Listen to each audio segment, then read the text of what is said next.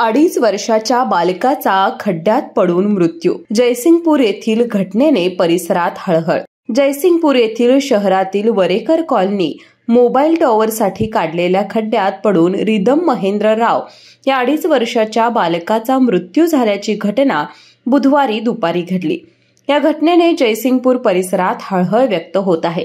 याबाबतची नोंद जयसिंगपूर पोलिसात झाली आहे. याबाबत पोलिसांमधून आणि घटनास्थळावरून मिळालेली माहिती अशी की वरेकर कॉलनीत चांदणे कुटुंबियांच्या जागेवर इंडस कंपनीचा मोबाईल टॉवर उभारण्याचं काम सुरू आहे.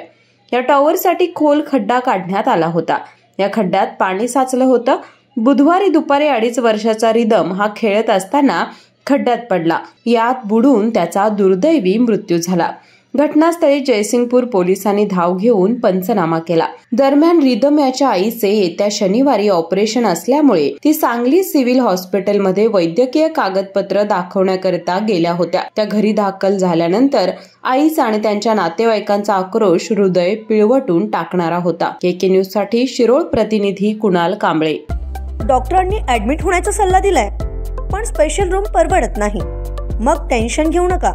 सूर्य हॉस्पिटलने प्रथमच अगदी कमी किमतीत सर्व सोयींयुक्त आणि रुग्णांची गरज लक्षात घेऊन बजेट फ्रेंडली रूम्स उपलब्ध केले आहेत.